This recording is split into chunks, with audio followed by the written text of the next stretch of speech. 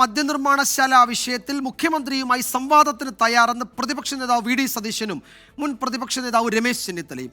ഇരുവരുമായും സംവാദമാകാമെന്ന് excise മന്ത്രി M P രാജേഷിന്റെ പ്രതികരണത്തോടാണ് നേതാക്കൾ ഇന്ന് മറുപടി പറഞ്ഞത്.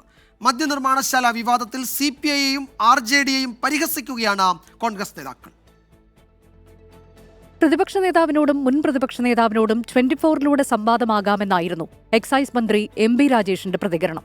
എന്നാൽ സംവാദം മന്ത്രിയോടല്ല മുഖ്യമന്ത്രിയോടാകാമെന്ന് വി ഡി സതീശനും രമേശ് ചെന്നിത്തലയും. ഞാൻ പ്രതിപക്ഷ നേതാവ് എന്നുള്ള നിലയിൽ ഒരു മന്ത്രി എന്നെ സംവാദത്തിൽ ചെല്ലുവിളിച്ചാൽ ഞാൻ മുഖ്യമന്ത്രിയുമായിട്ട് ഈ വിഷയത്തിൽ സംവാദം നടത്താൻ ഞാൻ തയ്യാറാണ്. സ്ഥലവും തീയതിയും ഗവൺമെന്റ് തീരുമാനിച്ചു.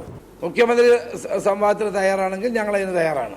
രാജേഷുമായിട്ടുള്ള സംവാദം ഏതായാലും VK ശ്രീകണ്ഠൻ നടത്തുന്നതായിരിക്കും പാലക്കാട് ജനങ്ങൾക്ക് താല്പര്യവും. എക്സൈസ് മന്ത്രി എം പി രാജേഷുമായി സംവാദത്തിന് ഏറ്റവും യോഗ്യൻ രാജേഷിനെ തോൽപ്പിച്ച VK ശ്രീകണ്ഠനാണെന്നും ശ്രീകണ്ഠനെ ഒപ്പമിരുത്തി രമേശ് ചെന്നിത്തല പറഞ്ഞു. 24-ലൂടെ തത്സമയ സംവാദത്തിന് എം പി രാജേഷിനെ VK ശ്രീകണ്ഠൻ വെല്ലുവിളിച്ചിരുന്നു. മദ്യനിർമ്മാണശാല വിഷയത്തിൽ CPI-യെയും RJD-യെയും വി ഡി സതീശനും രമേശ് ചെന്നിത്തലയും പരിഹസിച്ചു. സാധാരണ CPI-യെ AKG സെന്ററിൽ വിളിച്ചു വരുത്തിയാണ് അപമാനിക്കാറുള്ളത്.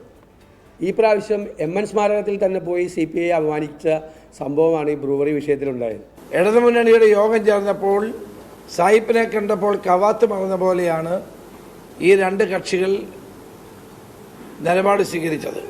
മദ്യനിർമ്മാണശാലയ്ക്ക് അനുമതി പാടില്ലെന്ന CPI-യുടെയും RJD-യുടെയും ആവശ്യം ഇന്നലെ ചേർന്ന LDF യോഗം തള്ളിയിരുന്നു. മദ്യനിർമ്മാണശാല പദ്ധതിക്കെതിരെ ജനകീയ പ്രതിഷേധവുമായി മുന്നോട്ടു പോകുമെന്ന് പാലക്കാട് എലപ്പുള്ളി പഞ്ചായത്ത് പ്രസിഡന്റ് രേവതി ബാബു 24-നോട് പറഞ്ഞു. ഈ കമ്പനി ഇവിടെ വരുന്നതിന് ശക്തമായിട്ടുള്ള എതിർപ്പ് പ്രദേശവാസികളുടെ ഉണ്ട്.